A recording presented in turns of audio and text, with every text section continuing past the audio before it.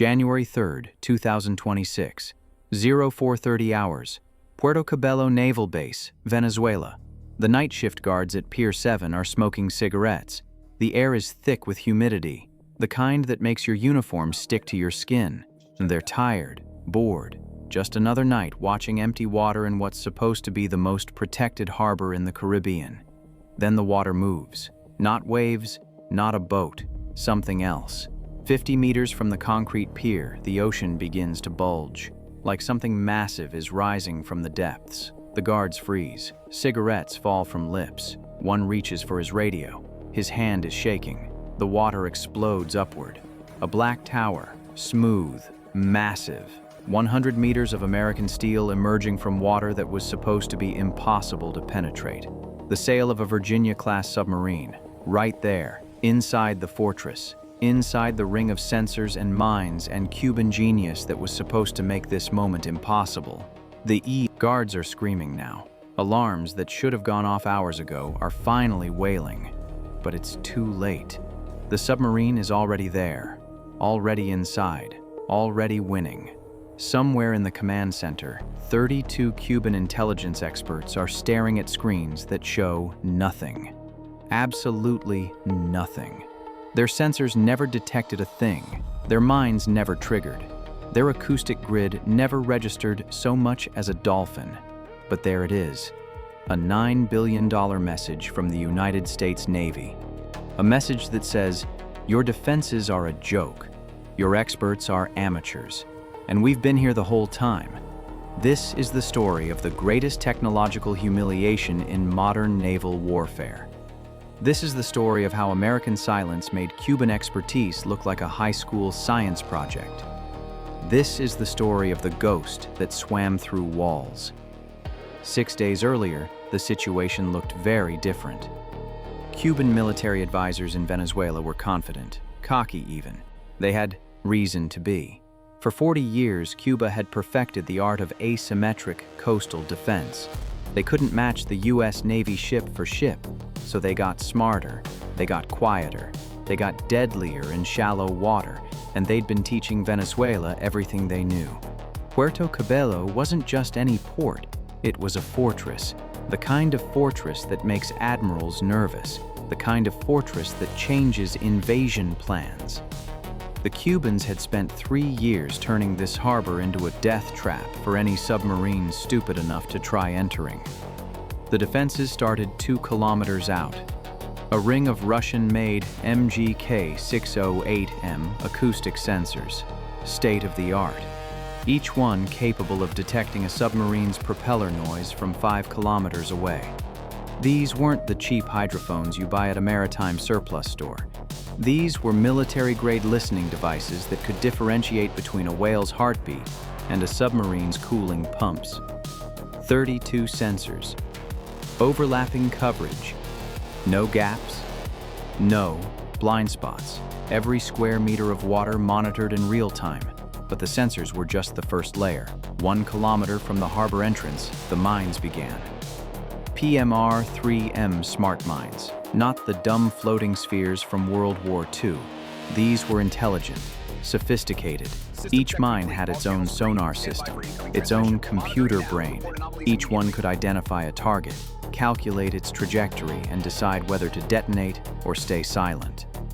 The algorithm was brilliant. It ignored fishing boats and cargo ships. It ignored marine life. It only cared about one acoustic signature: military submarines. The Russians had programmed these mines with the sound profiles of every submarine in the NATO arsenal. Los Angeles class, Seawolf class, Virginia class, Astute class, every single one. If you were a submarine, these mines knew you, and they killed you. 240 mines, arranged in 3 overlapping fields. The Cuban experts called it the intelligent barrier. American planners called it something else, a goddamn nightmare. But even that wasn't the final layer. Inside the harbor itself, the Cubans had installed a network of active sonar stations, 5 of them, positioned to create what they called a sonar dome. The idea was simple, but devastating. Any submarine that somehow made it through the sensors and mines would trigger this inner ring. The active sonar would light them up like a Christmas tree. And then the coastal defense batteries would finish the job. 32 Cuban intelligence operatives ran this system, handpicked, trained in Havana and Moscow. These weren't weekend warriors. These were professionals who'd spent their entire careers thinking about how to kill American submarines in shallow water. They'd studied every U.S. Navy incursion in the past 20 years. They'd analyzed the failures in Libya, Syria, and Yemen. They'd learned from every mistake. They'd plugged every hole. On paper, this defense network was impenetrable. Multiple international naval analysts agreed.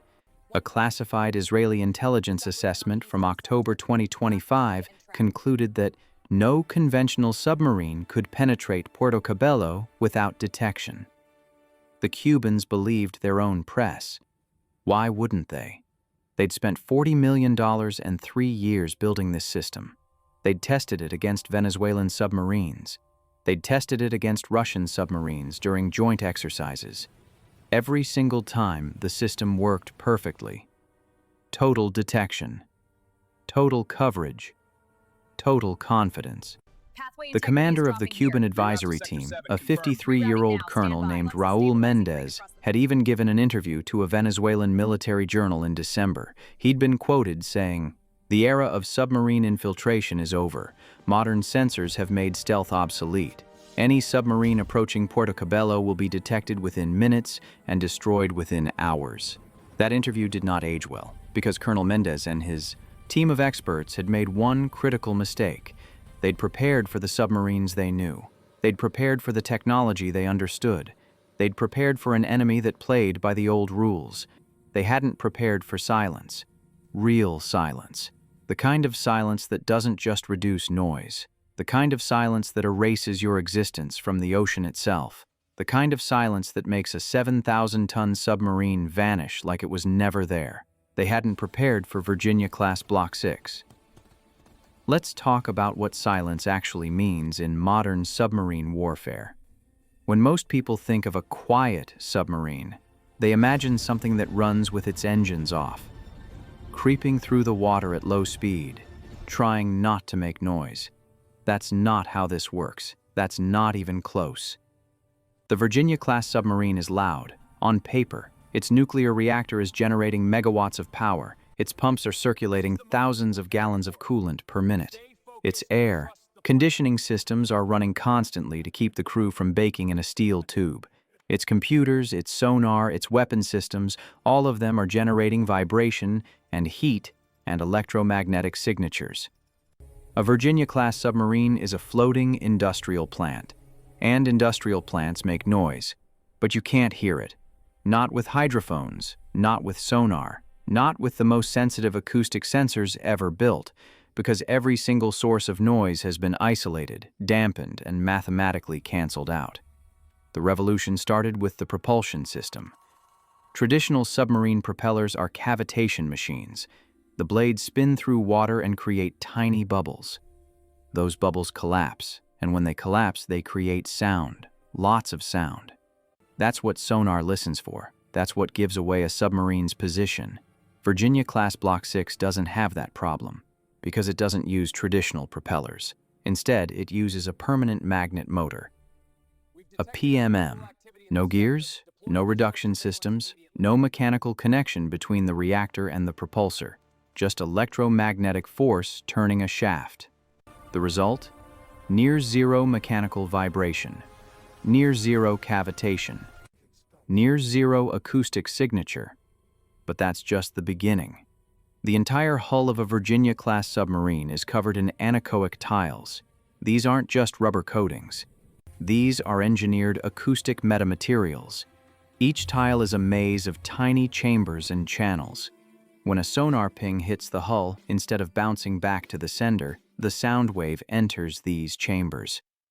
It bounces around inside the maze. It loses energy with each reflection. By the time it exits, it's so weak and distorted that it's indistinguishable from background ocean noise. It's like shooting a laser at a black hole. The light goes in, nothing comes back. The U.S. Navy spent $2 billion developing these tiles. They work. But even that's not enough, because modern submarines don't just hide from sonar, they actively deceive it. Virginia-class Block 6 carries an electronic warfare suite that most people don't know exists.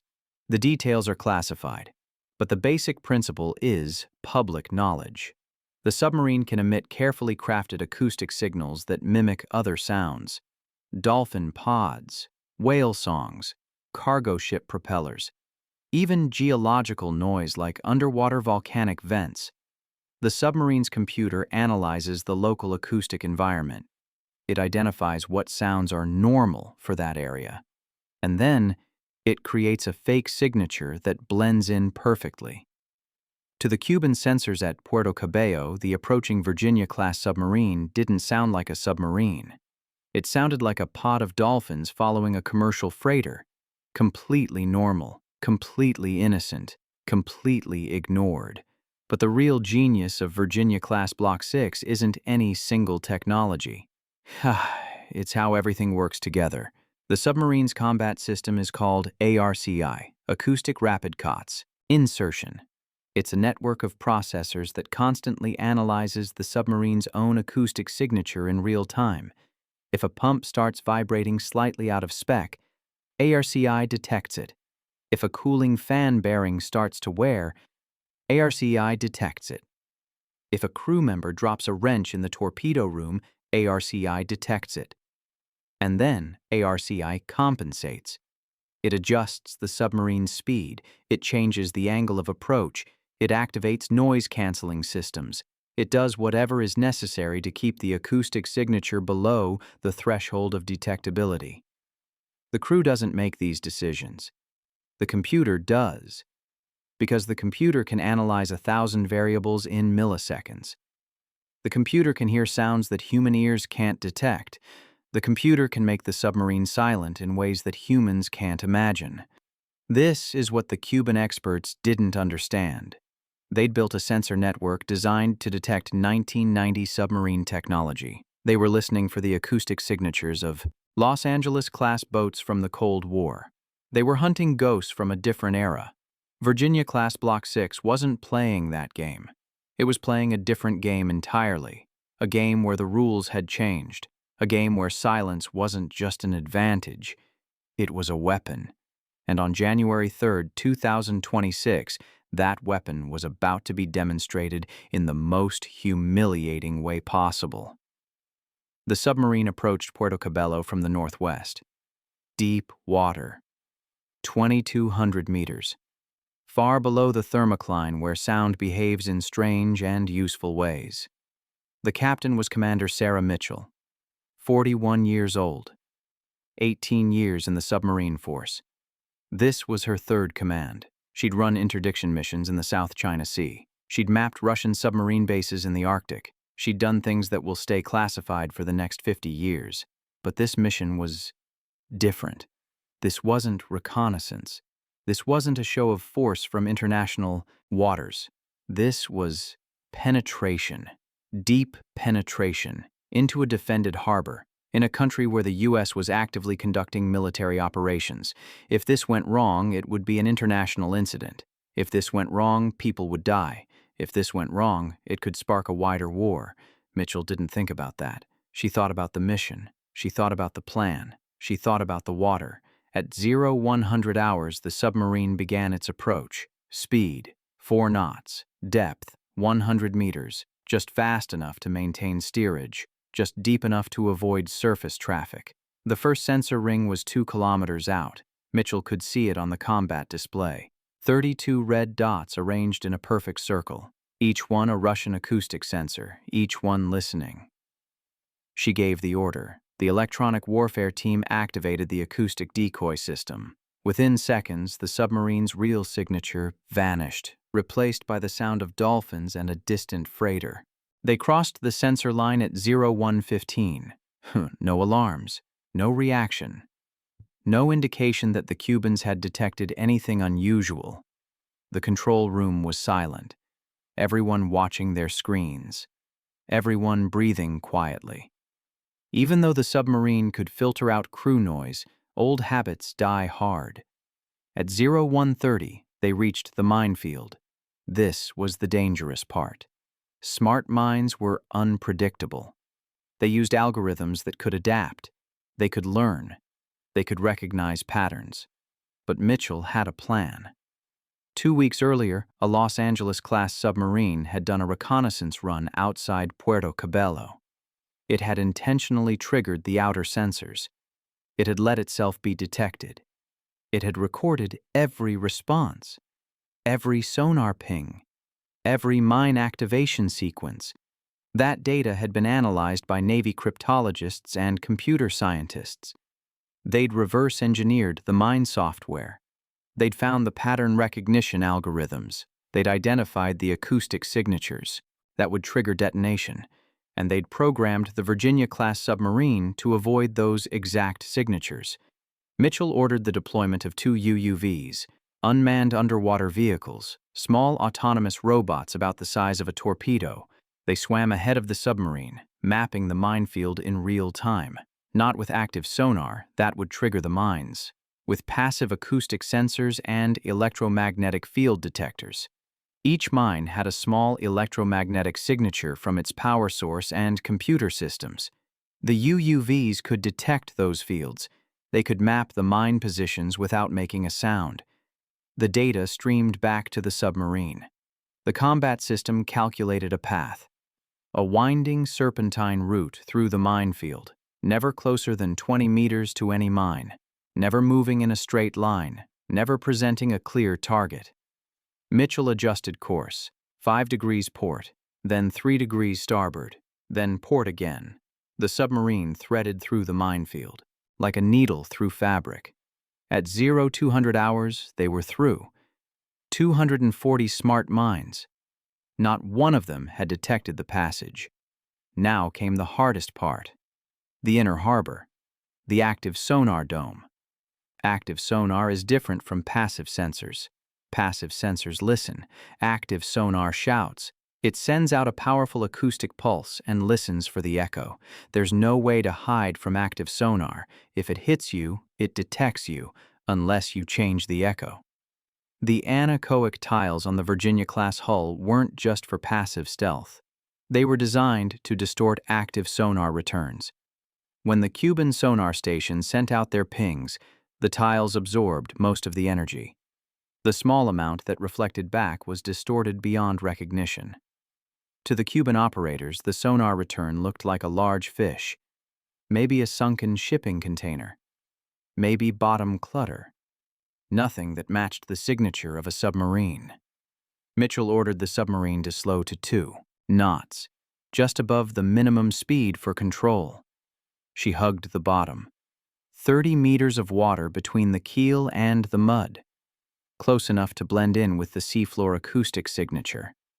They moved through the harbor like a shadow, past the naval base, past the commercial docks, past the patrol boats that had no idea they were being hunted. At 0300 hours, Mitchell selected the target location. Pier 7. Military dock. 50 meters from shore. Deep enough for the submarine. Visible enough to make a statement. She gave the order. Prepare to surface. The ballast tanks began to blow, quietly, slowly. The submarine rose through the water column like a whale ascending for air. At 0430 hours, the sail broke the surface, right next to the pier, right in front of the guards, right in the middle of the most protected harbor in the Caribbean. Total silence until the moment of revelation. Colonel Mendez was asleep in his quarters when the alarms finally went off. By then, it was over. The submarine was already there, already surfaced, already broadcasting its presence on every frequency. His team was in chaos. The sensor operators were scrolling through logs trying to figure out what had happened, trying to find the moment where they'd missed the detection, trying to understand how 9,000 tons of American steel had appeared in their harbor without a single alarm. They never found it, because there was nothing to find. The submarine had never triggered their sensors. It had never matched their acoustic signatures. It had never played by the rules they understood. It had simply erased itself from their reality, and then rewritten the rules. The political fallout was immediate and devastating. Within hours, photos of the submarine at Pier 7 were circulating on social media. Venezuelan military personnel had taken the pictures. They couldn't help themselves. It was too surreal, too impossible. A U.S. Navy submarine surfaced inside their most protected harbor. The Venezuelan government tried to spin it. They claimed it was a diplomatic visit, a prearranged demonstration, a symbol of cooperation. Nobody believed them. The Cuban advisors tried to blame equipment failure. They claimed the sensors had malfunctioned. They claimed there had been a power outage. They claimed the mines had been sabotaged. None of it was true. The log showed everything had been working perfectly. The sensors had been online. The mines had been armed. The system had functioned exactly as designed. It just hadn't detected anything. By January 5th, the Cuban government quietly recalled Colonel Mendez and his team. No public announcement, no explanation. They just disappeared from Venezuela, sent back to Havana in disgrace. The message was clear. If you can't protect a harbor from one submarine, you have no business advising anyone on coastal defense. But the real impact was psychological. Every military planner in Latin America was suddenly reevaluating their defenses. If the Americans could penetrate Puerto Cabello undetected, what else could they do? Could they map every harbor in the region? Could they place submarines off every major port without anyone knowing? The answer, of course, was yes. They already had. The Virginia-class submarine that surfaced at Puerto Cabello wasn't the only one in the region. It was just the only one that revealed itself. Intelligence analysts now believe there were at least 3 other American submarines operating in Venezuelan waters during Operation Absolute Resolve. They never surfaced. They never announced their presence. They just watched and listened and recorded everything. For Delcy Rodriguez and the Venezuelan government, this changed the negotiation dynamics completely. You can't negotiate from a position of strength when the enemy has already demonstrated they can go anywhere, anytime, without you knowing. By January 9th, today, Rodriguez is reportedly considering significant concessions, allowing international inspections, reducing ties with Cuba and Russia, opening dialogue with opposition leaders, all because one submarine proved that Venezuela's defenses were theater, performance art, nothing more. But the bigger story here isn't about Venezuela, it's about what this means for naval warfare in the 21st century. For decades, submarines were the ultimate stealth weapon, but they were still detectable. With enough sensors, enough analysis, enough patience, you could find them. The game was cat and mouse, hunter and hunted, a constant back and forth between better sensors and better stealth. Virginia-class Block 6 changed that equation. It didn't just shift the balance, it broke the game entirely. Modern acoustic sensor networks are designed to detect movement and sound, but Virginia-class submarines have learned to weaponize silence, not just reducing their signature but actively manipulating the acoustic environment to become invisible. This has enormous implications. If a submarine can penetrate the most sophisticated coastal defense network in the Caribbean without detection, what can it do to less defended targets? What about commercial ports? What about enemy naval bases? What about underwater infrastructure like internet cables and pipelines? The answer is anything. A truly silent submarine is not just a military asset. It's a strategic wild card. It can appear anywhere. It can threaten anything. And the enemy has no way to know if it's there or not. This creates a new kind of deterrence. Not deterrence through visible force, but deterrence through invisible possibility. The knowledge that at any moment, a U.S. submarine could be right outside your harbor, right under your fleet, right next to your offshore oil platforms, and you would never know until it was too late. Some analysts are calling this the submarine paradox.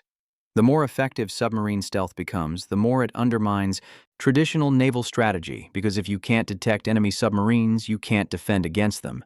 And if you can't defend against them, you have to change your entire approach to maritime security. Some nations are already adapting. China is investing heavily in undersea sensor networks and AI-driven acoustic analysis. Russia is developing new classes of quiet submarines to compete with American technology. Even smaller nations are rethinking their coastal defense strategies, but they're all playing catch-up, because the U.S. Navy has a 20-year head start in silence technology, and that gap isn't closing anytime soon. There's a moment from the Puerto Cabello incident that didn't make it into the official reports, but the crew members talk about it. When the submarine surfaced at Pier 7, Commander Mitchell ordered the hatch opened. Fresh air flooded into the boat after 3 weeks submerged. She climbed up to the bridge, looked out at the Venezuelan guards on the dock. They were 30 meters away, rifles in hand, completely unsure what to do. Mitchell didn't say anything. She just stood there, on the sail of her submarine, in the middle of their harbor, making eye contact. One of the guards finally raised his radio, started shouting in Spanish, calling for backup, calling for orders, calling for someone to tell him what the hell was happening.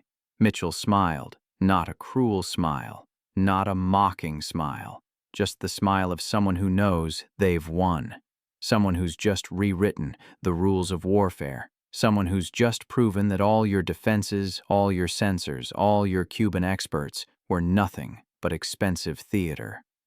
Then she climbed back down the hatch. The submarine submerged, and it disappeared back into the harbor, just as silently as it had arrived. The Venezuelan Navy sent patrol boats. They deployed helicopters. They activated every sensor they had. They searched for 6 hours. They never found the submarine, because by the time they started looking, it was already 20 kilometers away, already in deep water, already gone. Today is January 9th, 2026, 6 days since that moment at Pier 7. The geopolitical situation in Venezuela is still evolving. Negotiations are ongoing. The military pressure continues. But the lesson has been learned. By every nation with a coastline, by every admiral with a fleet, by every intelligence service with a budget. The era of predictable naval warfare is over. The era of visible deterrence is ending. We're entering an age where the most powerful weapons are the ones you never see, the ones you never hear, the ones that are already there, waiting before you even know the game has started. Cuban experts were baffled. Venezuelan sensors were blind. Russian technology failed, all because the United States Navy had mastered something that seems simple, but is incredibly complex. Silence. Real silence. The kind of silence that wins wars before a single shot is fired.